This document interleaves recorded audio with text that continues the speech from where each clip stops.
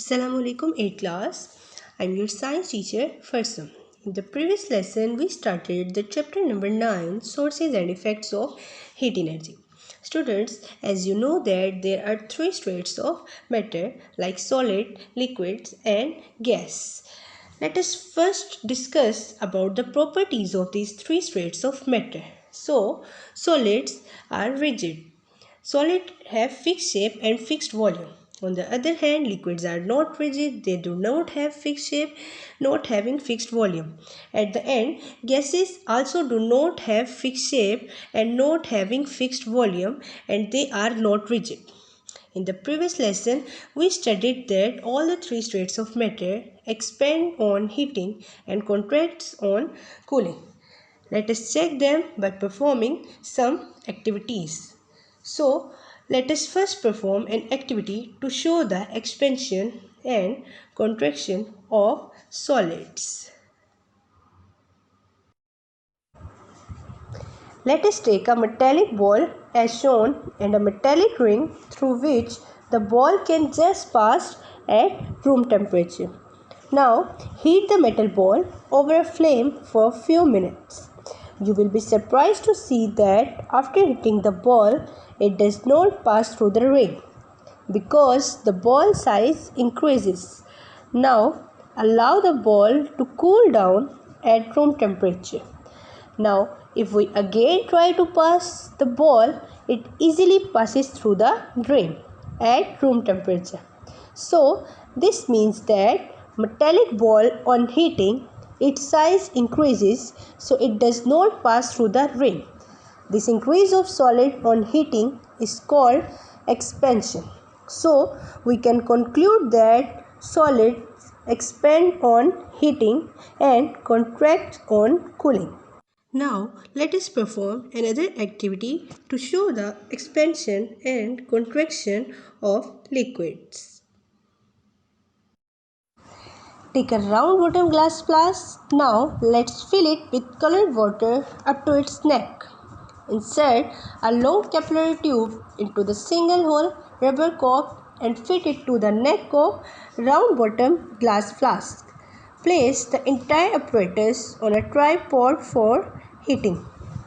Mark the position of water level in the capillary tube, say P1. Now, heat the round bottom glass flask for a few minutes. You will observe that initially the water level in the capillary tube decreases, say P2, and on further heating the water level in the capillary tube increases, say P3.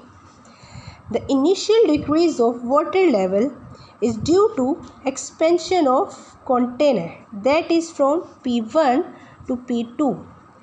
The liquid start expanding only from position P2. Thus, the actual expansion of liquid is equal to P2 to P3. P1 to P3 is called apparent expansion of liquid. Thus, the real expansion of liquid is equal to expansion of container plus apparent expansion. That is, P2 to P3 is equal to P1 to P2 plus P1 to P3. So, through this activity, we can conclude that liquids expand on heating and contracts on cooling. Now, let us do another activity to show the expansion and contractions of gases. Take a round bottom glass flask. Also, we need a capillary tube CT as shown, and trap a few drops of colored water A in between the capillary tube. Insert the capillary tube in a single hole rubber cork C and fit it to the empty air-filled round bottom flask F as shown.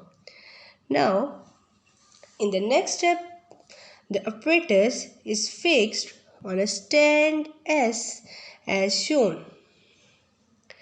Now, warm the round bottom flask with the spirit lamp H as shown. Look how the colored liquid moves upward B in the capillary tube on heating and moves downward A on cooling. This is due to the expansion of the air G inside the round bottom flask on heating. On heating, the expanded air of the flask pushes the trapped liquid up in the capillary tube, and similarly on cooling it contracts. The atmospheric pressure pushes the colored liquid down in the capillary tube. So, through this activity, we observed that like solids and liquids, gases also expand on heating and contracts on cooling.